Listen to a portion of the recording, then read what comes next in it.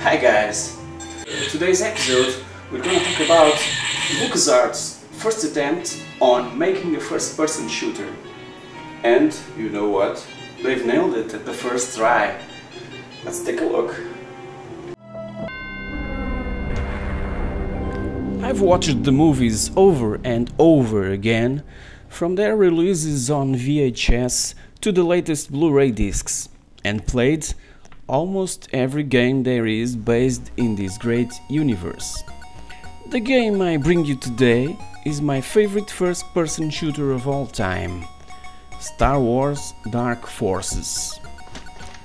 In this nice looking big box we have a jewel case with a CD containing the game and some instructions on how to install it. Besides that, there's also a full black and white panoramic kind of manual with all the details on how to get started with this great Star Wars plot.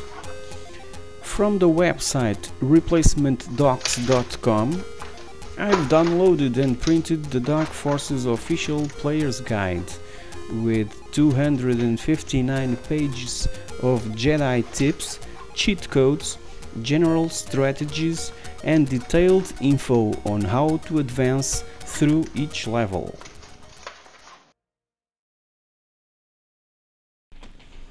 After the unprecedented success of ID Software's Doom, the PC gaming market shifted towards production of three-dimensional first-person shooters.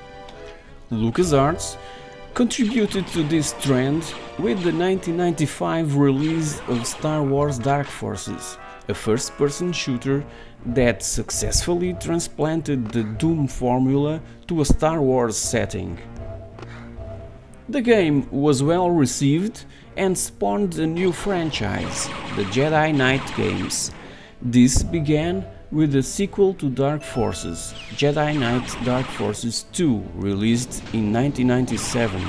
This game reflected the changing face of PC gaming, being one of the first games to appreciably benefit when used in conjunction with a dedicated 3D graphics card like 3DFX Voodoo range. Star Wars Dark Forces was released in 1995 for Microsoft DOS and Apple Macintosh, and in 1996 for the PlayStation. The storyline is set in the Star Wars fictional universe and follows the character Kyle Katarn, a mercenary working on behalf of the Rebel Alliance. He discovers the Empire's Dark Trooper project, which involves the development of a series of powerful new battle droids and power-armored stormtroopers. Dark Forces uses the Jedi game engine, which was developed specifically for the game. It was commonly called a Doom clone, but this brand new engine adds gameplay features to the first-person shooter genre, which were uncommon at the day of release, including level designs with multiple floors and the abilities to look up and down, duck, jump and swim. The Jedi game engine can also create gameplay and graphical elements such as fully 3D objects, atmospheric effects such as fog and haze, animated textures and shading. The game has a unique active environment and special features were included. Ships come and go at the flight decks, rivers sweep along, platforms and conveyor belts move, and much of the machinery functions. It was a major breakthrough. The Dark Forces soundtrack uses the iMuse system to create interactive music using the Star Wars soundtrack composed by the great John Williams.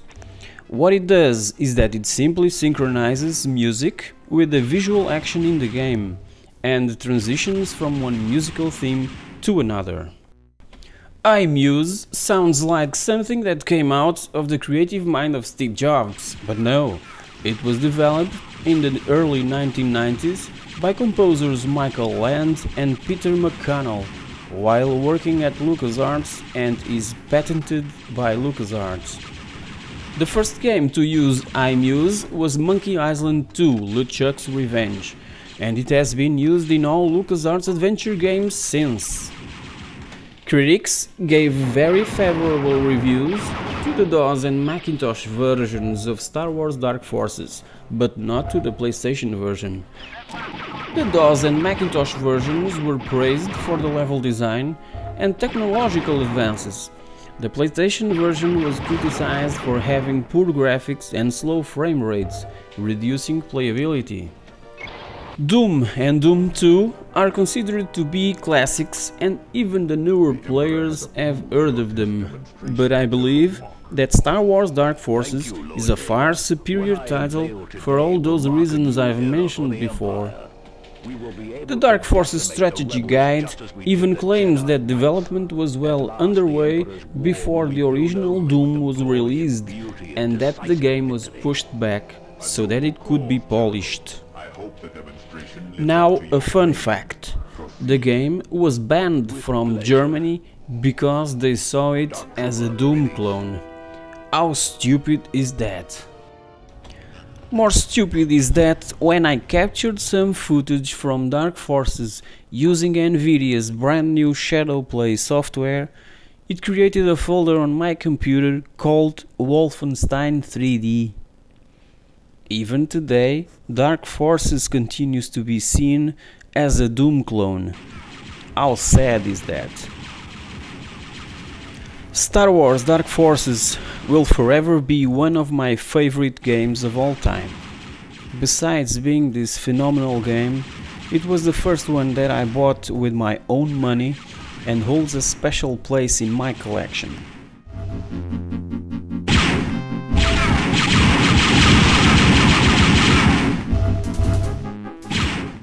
Thank you for watching. See you next time.